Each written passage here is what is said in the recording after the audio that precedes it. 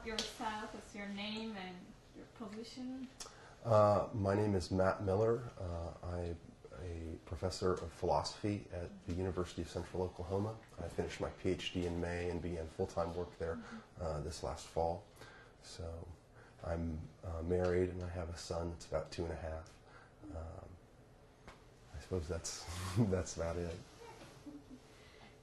What was your first impression about Turkish people and Turkey before you met IID volunteers? Well, I have to say, my wife is Greek Cypriot, and so I had met many Turkish people in northern Cyprus. So I had a good sense of the culture and a good sense of just the basic mentality.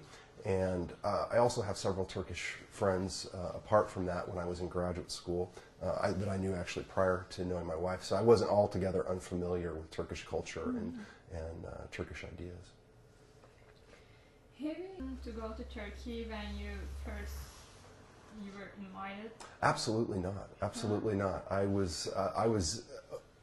I'll tell you, my only hesitation was that I was just in shock almost that someone else would invite me and bring me there at their expense. And I can't imagine a group of American Christians doing something similar. So that was my only shock, was that. But in terms of having any hesitation about it, absolutely not.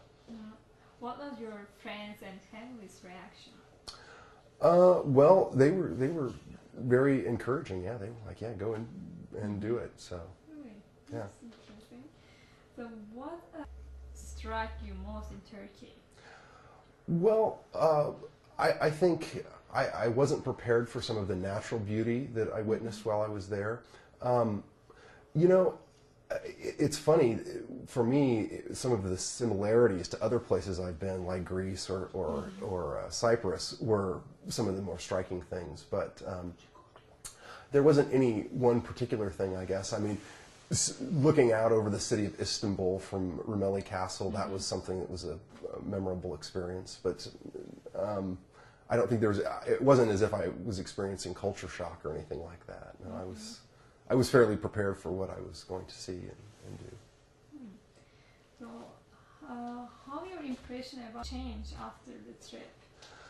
Well, one of the things I met, it's funny because that question sort of generalizes to all Turkish people. The Turkish people that I met when I was on the trip were wonderful, generous, kind, and very, very helpful and interested in talking.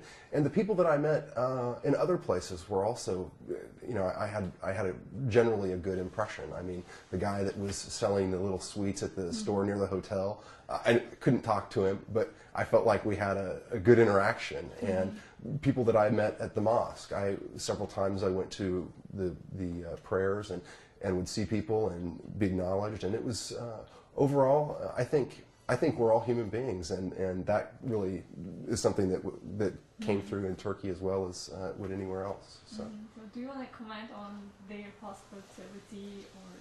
I was amazed by Turkish hospitality. At every sponsor's house that we went, I was amazed at these 5-course meals and people giving gifts and being generally very, very generous. So and.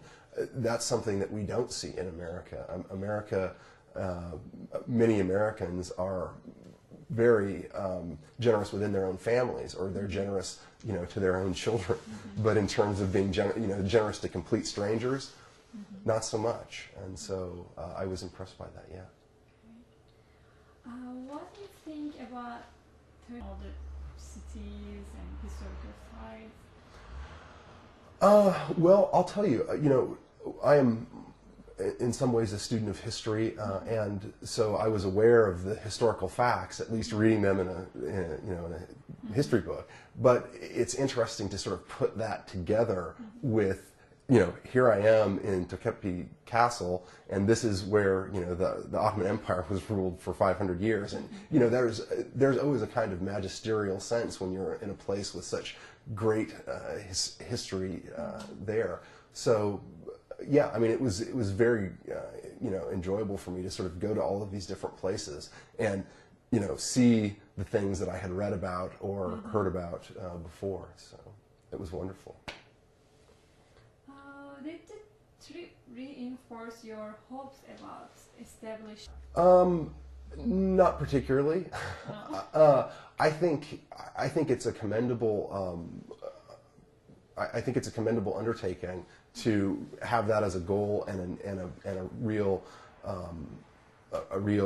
desire. But on the other hand, I'm not particularly optimistic about the idea of world peace. I think that there are very difficult conflicts throughout the world, and I think that if everyone was like the people that I was hosted by, then I would have hope. Yeah, but I think those people are not the norm, probably. So what should we do to solve the conflict? Well, I think dialogue is important. That was one of the points of the trip. However, I tend to think that dialogue ought not be necessarily faith-based.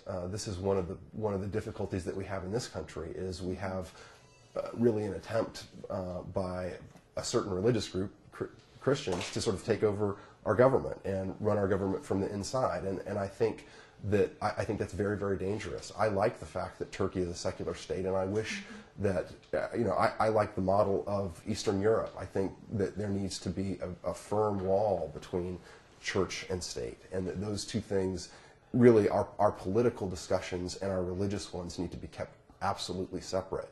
And so in terms of bringing about world peace, I think, certainly religion has its place, and at its highest development, that's the sort of view that's advocated. I mean, I was very appreciative of what I learned about Sufism, for example, when I was there, and Christian mysticism also. Sort of Christianity at its highest manifestation has this sort of implicit in it. But I think you can have morality, and you can have ethics, and you can have a legal system aside from that. That you don't have to have a belief in God. You don't have to have a belief in a particular metaphysical worldview to be moral and to be a good human being. So.